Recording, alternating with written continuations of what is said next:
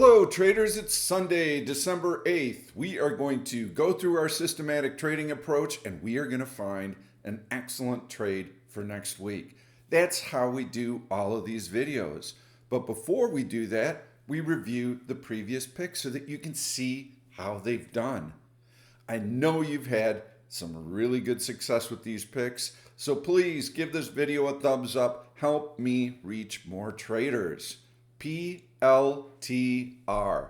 That was a stock that I highlighted back here. This was the day before Thanksgiving. That was Thanksgiving Friday, Black Friday.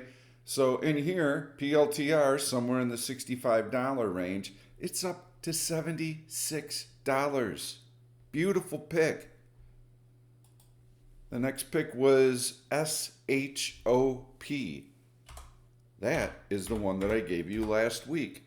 And I'd mentioned to you, we are looking to buy a dip.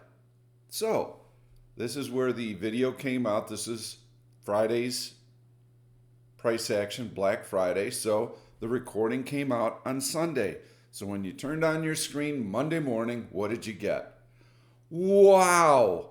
A huge, long, red candle. There's the dip that we've been waiting for. There's the dip we were hoping for. We test that support level, that horizontal support level. We even test it again. You could have bought it right in here and you would have been absolutely fine. You could have bought it here. We had buy signals both times. That's what I was suggesting I would be doing. M5, M15. Please go back and watch the video I recorded a week ago. Stock has gone from $111 to $121. That is a $10 winner. And you couldn't have messed this entry up because it was falling Monday morning when the market opened. And because I gave you specific instructions to buy a dip. SNOW. That was my pick from Wednesday, which was right about in here, which is right about where the stock has finished.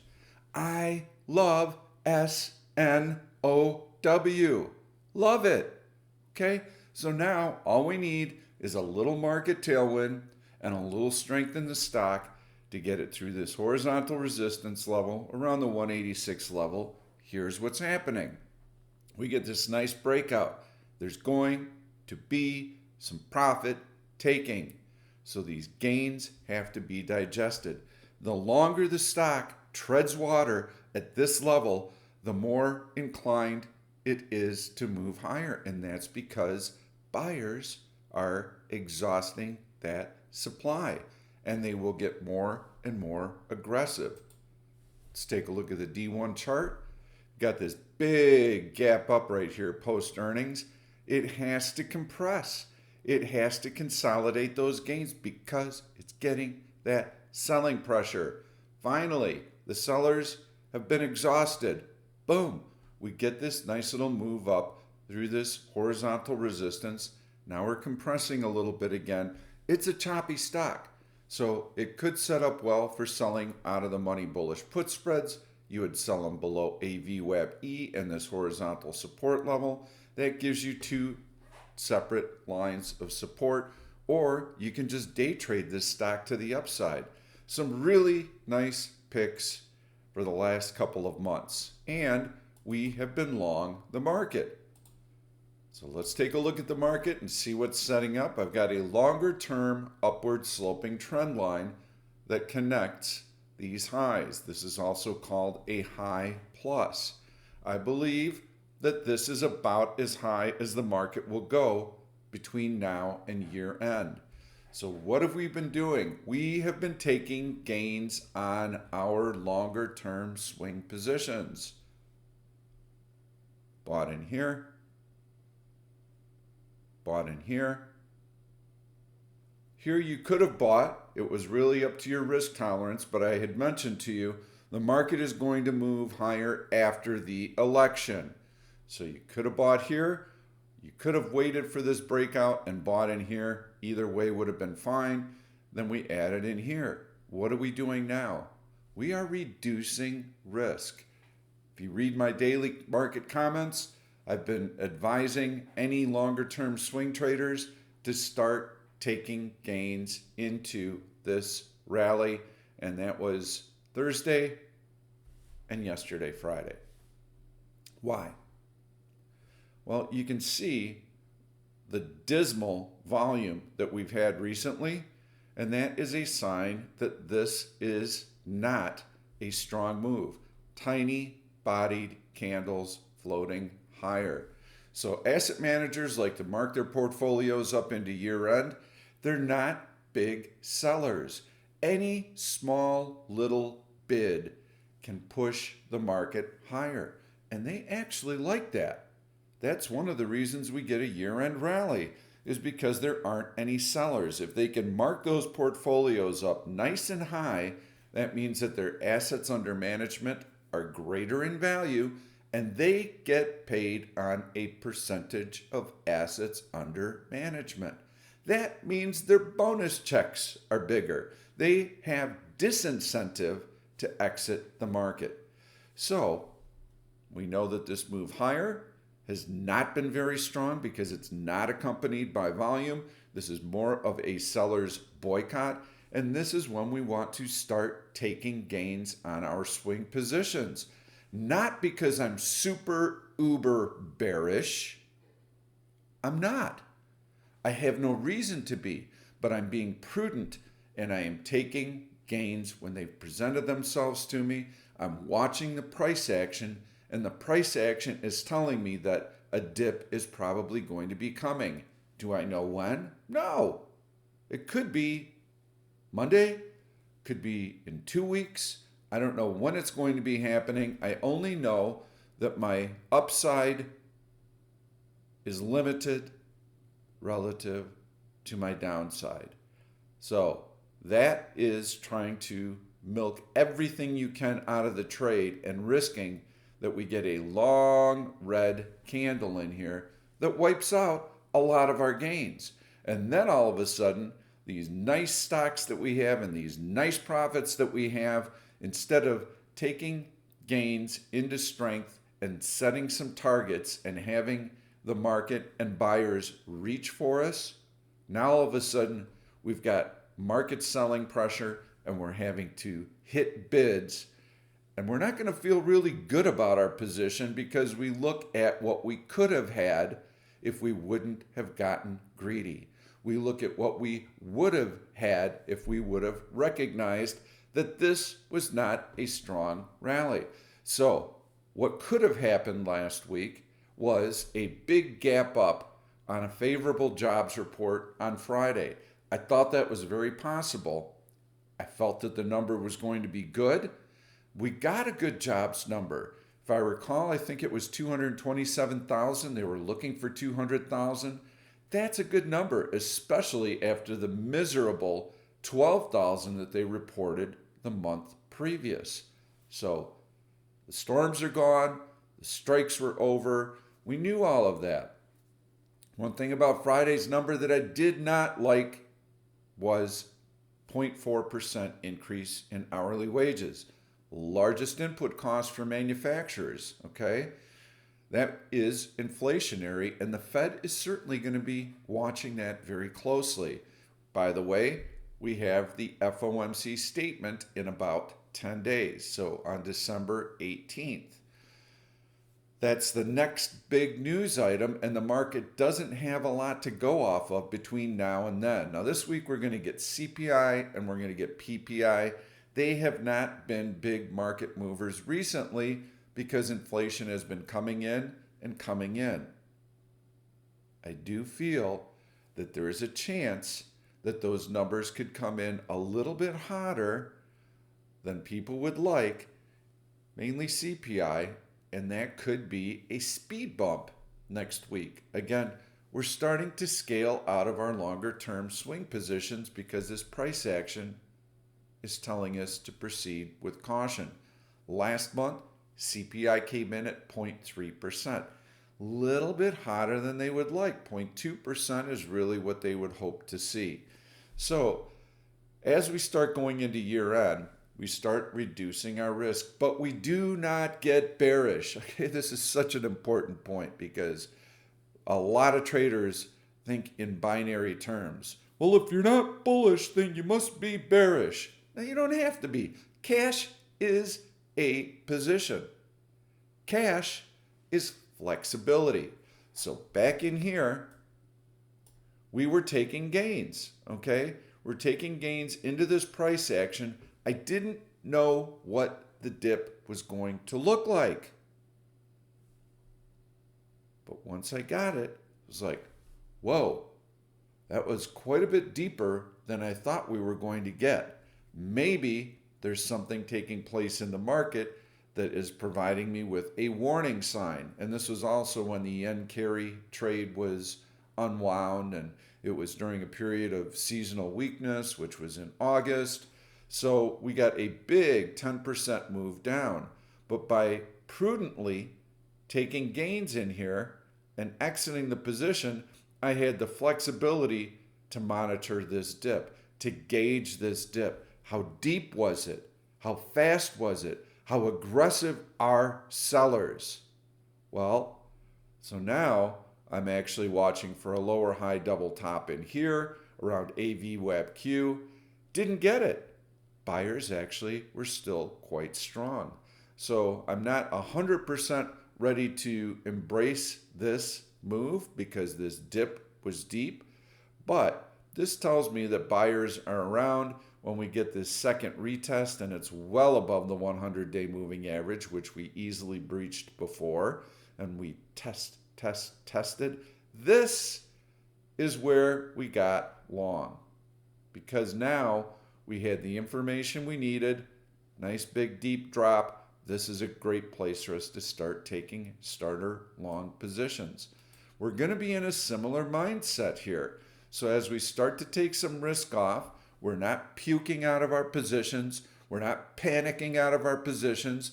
The market is still floating higher. There's no news to really drive the market higher next week. So could we possibly get that long red candle? Well, here's what we have to watch for.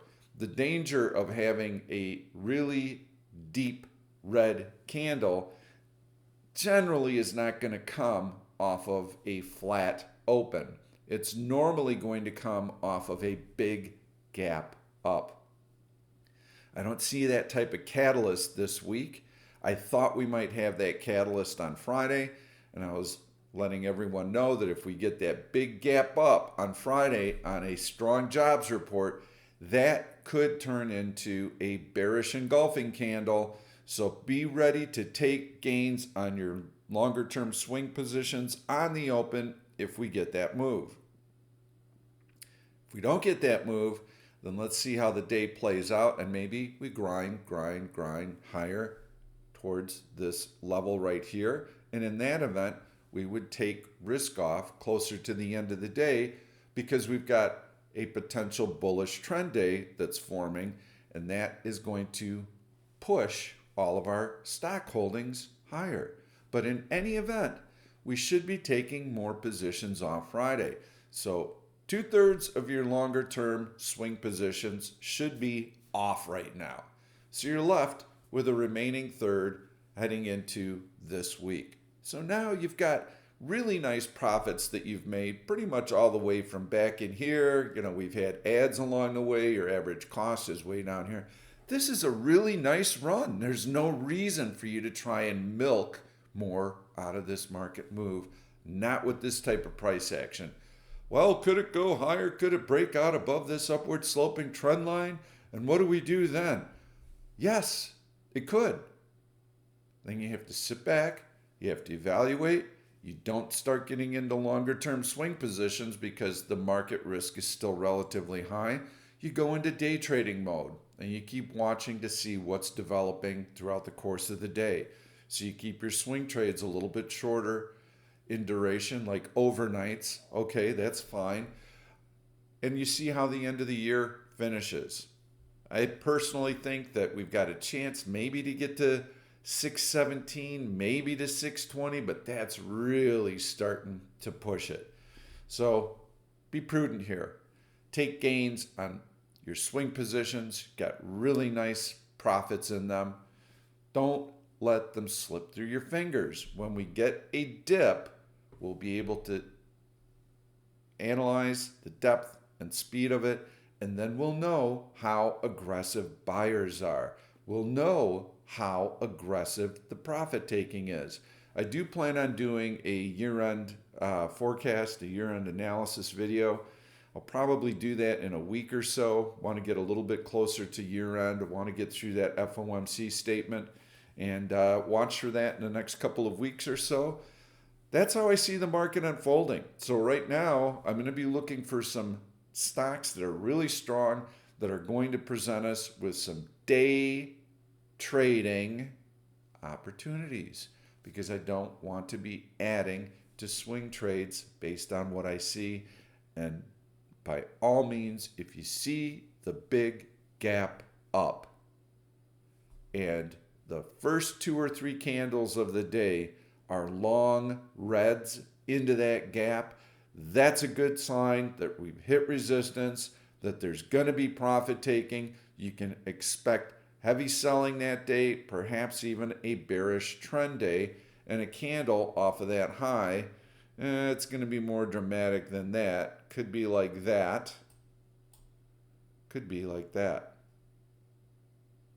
But that comes off of a gap up. That comes off of a gap up. So that's what we're looking at. And now we're going to find a nice long that I like. And I'm going to go into Green Royal Flush, and I'm going to click on Tesla. I love it. You know, I love Tesla. I love Tesla for an investment for a long time, years. Buy it, salt it away, never look at it. But Pete, you said you think the market could pull back. Yes. So what does that mean for the Tesla investment? Nothing. It's an investment. Okay? Investments are much different than trading. You have to hold those over earnings. That's when you're going to make the majority of your money. And you're not watching every tick of the stock. That's much different than when you are trading, because you are timing your entries and your exits. So I do also like Tesla on a trading basis. There is a nice little cup and handle formation with a breakout through this high. You can see how it's a little bit distanced from the EMA 8. Beautiful horizontal breakout right here. And you can see how it's been able to hold those gains. And that's a classic example of that selling pressure that needs to be worked off. Higher low, you can buy in here, and now you're very, very happy. So you should be adding to positions as Tesla moves higher if you're an investor. So what are you looking for if you are a swing trader for an overnight or a day trader? Well, let's go into the 15-minute chart. Way too many traders don't pay attention to what the stock has been doing, what its historical price action is during the day. That's where all of your clues are. The way that it normally trades intraday, probably going to continue to do that. So in this case, stock's not too bad. I mean, once it starts a trend, it tends to follow through, which is nice. That's what we want. That's what's predictable for us. What you have to watch out for is periods like this, when the stock starts to get really choppy and chunky and there's no trend to it. When you see this type of price action, if you have everything that you need in terms of the market being strong and the stock being strong on a D1 basis, then what you want to do is you want to buy these dips. You want to buy these dips, and you want to sell when you have that strength. That's how you trade it. That's how I would be trading Tesla after a nice liftoff like this on heavy volume. You can see that heavy volume right there. What would I want to see on Monday? This is really strong. I mean, this is strong price action. You should check the news to see why it might have garnered that much interest into the close on Friday, but these are some nice stacked green candles And that is some really decent volume, and this is a nice breakout. So right click, create alert, buy signal, 5 minutes. And I'm going 5 minutes because I don't believe that we're going to see a lot of retracement after a big breakout like that. So on a 5 minute basis, I do believe that the stock will pull back a little bit and it'll give us an opportunity to scoop it. So what else could you use? Well, I would also suggest using a alert, and if we wanted to be really aggressive with it, we'll use an HA bullish reversal. And so when we get that HA bullish reversal on a 5 minute basis, we'll need to see a flat top green followed by a flat bottom red. Let's see if we got one in here. There's your flat top red. There's your flat bottom green. That would be your entry point right in there, and that's when you would get the alert. So the HA reversals are very sensitive. So even a small little dip in the stock will get you into it. What am I going to be looking for when I get that alert? There are always multiple components to every trade. Well, first of all, I don't want to see a gigantic pullback in Tesla back on the 5 minute chart.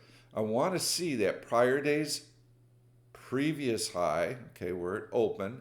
I want to see that preserved. I don't want to see the stock go all the way back to 378. It's $10 higher right now. Well, what would I want to see preserved? Well, ideally, it can at least preserve half of this move that we saw late in the day. So somewhere, and again, this is just a general guideline, somewhere in that 380 level, I'd like to see the stock preserve it. This red, or the open of this green candle, would be a reasonable retracement, okay? We like to see the opens of these long green candles preserved when possible. Big buyers were there before. We want big buyers to stay there. So I would say that level right there, the open was 382, let's call it 383. 383 is preserved when I get that buy alert. So stock pulls back a little bit, goes to an exit on a M5 buy. Now it goes back on a buy signal. That buy signal comes above that low of 383. Yes, yes, yes. Then I got exactly what I want. And in the meantime, I'd like to see the market not doing anything nasty. Okay, so I don't want any stacked red candles. I don't want any big down overnight gaps or anything ugly like that. I also don't want to chase a market gap up on the open like I had just mentioned to you. So as long as the market opens flat, as long as the market wants to float higher, as long as Tesla gives me a little pullback that I can get long on, as long as Tesla has preserved those previous gains, I like it. And the price action is telling me it wants to go higher. I love this close on Friday. I love this volume on Friday. I love the D1 chart, that horizontal breakout through resistance, that little cup and handle in here. Those are your marching instructions. We're going to be doing a live event on Wednesday. If you haven't attended a live event, they're incredible. We answer so many questions. Harry and I go through all of the charts that you're asking us about. We're doing real-time analysis. I think that content's going to help you out a lot. So also, please subscribe to the YouTube channel and give it a thumbs up. Trade well. Thank you for watching. Thank you for watching this YouTube video. I'm Pete Stolzers, and I'm going to keep the trade ideas coming along with lots of education, so make sure to subscribe to the channel and please turn on your notifications so that you never miss another trade. If you like the content, please give it a thumbs up. I've loaded 2 other videos that I think you're really going to enjoy. Stay tuned. We'll see you soon.